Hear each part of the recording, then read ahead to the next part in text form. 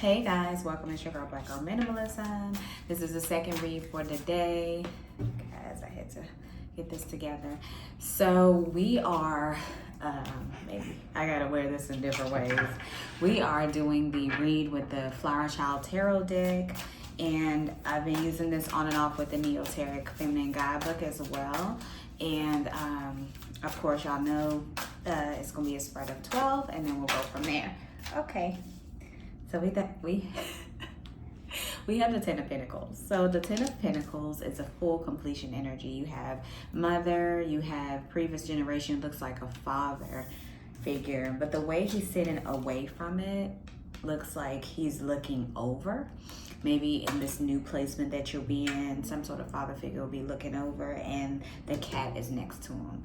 But this cat is white, so it's a pure energy, kind of maybe angelic in a sense. And then something new is in the horizon. You have the house and you have the child there.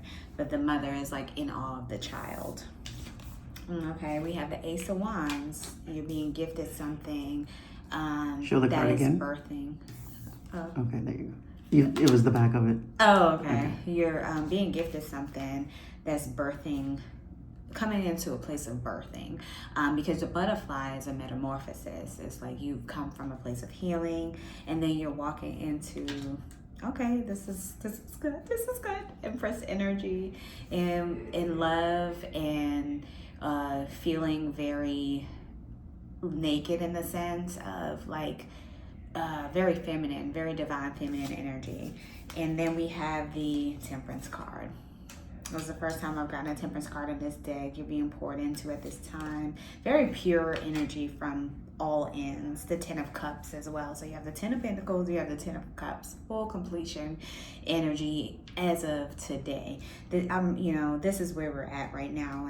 And then the Temperance is very much that angelic earth angel energy of being protected. All right. We pulled the Ten of Cups, I think today's Thursday, if it wasn't Monday. Okay. So we have the Five of Wands. Five energies are banding together at this time. The Ten of Swords. Okay. Ten of Swords, we've been pulling that for like a week and a half now, that bogged down energy. I think the one that finds what I find significant in this particular card and this deck is you have the flowers around her.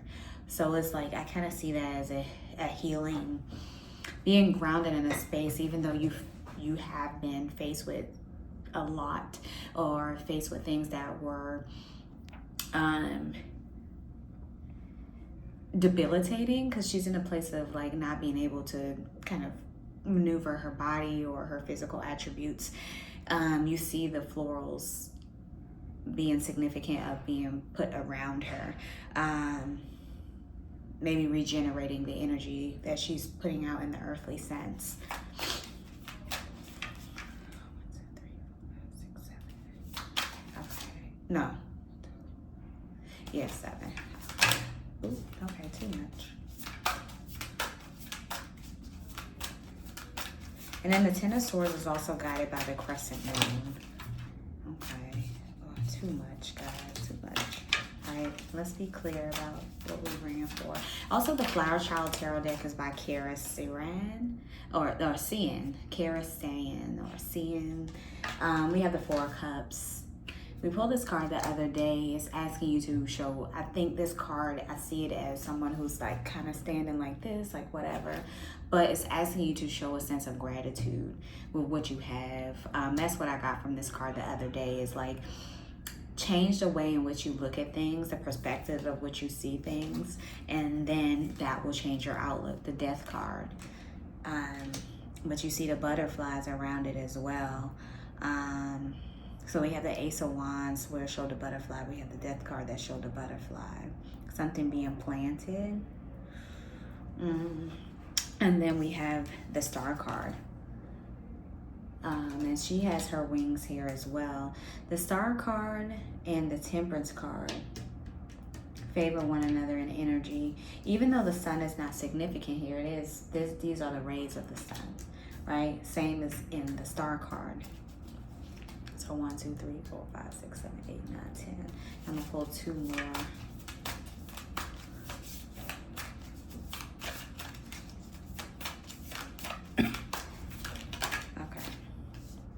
So let's do this. The Fool, the 5 of Pentacles, coming from a place of being out in the cold, and the 5 of Wands. This is 2 wands she's holding, 2 that's been left behind, 1 of which she's planted firm in the ground. So what's facing up is the 4 of Swords. So let's read the 5 of Swords.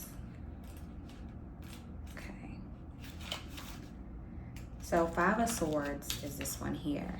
This says, swords lay scattered on the ground. A woman walks by picking them up. A battle has recently taken place. Because she is the only one who remains present, she appears to have won the battle. She collects the swords of those who have lost, blushing, satisfied with herself for having, I read this before, having defeated others. Clouds begin to take over the background, signaling more conflict approaching. Her ego is blocking her from what may lie ahead. Although she won the battle, she may lose the war. So being very cautious about like being too happy too fast, maybe just waiting it out of what's to come. Okay, what's the 4 of Swords?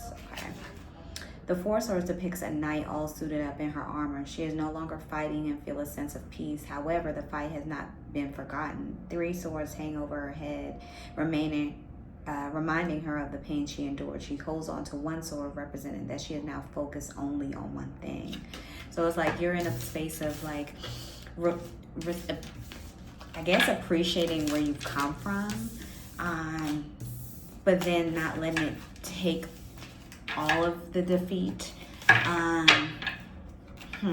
Let's clarify on the spread, because you had not so great reflection, and then you have a lot of other things to look forward to, like the 10 of Cups, the High Priestess energy.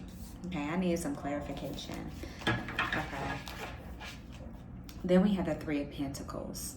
So the High Priestess, she's wearing a crown, a floral crown at that, and then these 2 letters, B and J, are significant. Okay, so let's go to the High Priestess. Hierophant, Empress. Okay. So the High Priestess fairy is seated on the top of a tree trunk. On each side, her stand pillars were different, with different markings. The one on the right is labeled with a B, and the one on the left is labeled with a J. These initials are short for Boaz, meaning the strength of, and Jacin, meaning he establishes. And it's funny, I wanted to watch that movie again. These are to represent the dichotomy of everything in the world, strength and softness, creative and practical, etc. She sits in between the two to connect them. Together, they create a perfect balance. She wears both sides proudly. Her crown represents spirituality, or the higher world, while her cross represents being grounded on the earth. So part of you is a higher spiritual sense. You recognize, like, you recognize what is above, right? What is outside of you, but then you have to be in this earthly realm, which is what we live every day, but you put the two together, it makes a perfect mix, right? And then you have the 3 of Pentacles. Okay, let me see this. That's cups. Okay. So 3 of Pentacles kind of has this church stained glass representation. So a stained glass window is being crafted. 3 people stand before it, aiding in its construction. 1 person holds a blueprint of the design, signifying that they are the designer. The 2 hold various tools to assemble it. They each play a different part in its construction. This represents that although they are all different, together they can create something that wouldn't have been able to without the other. The upright 3 of Pentacles could be a sign of collaboration with others. It's a good time to start working with other people. You cannot be a master of all skills. This is worth in all skills of all levels. An expert might have perfected a skill, but a novice could offer new perspectives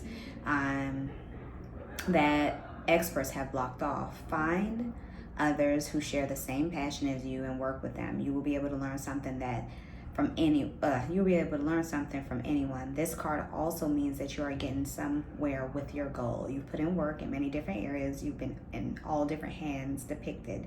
Now the pieces are coming together. You are on the right track. All right, so I think that is the answer that we needed. I love you guys. I will see you tomorrow. Bye.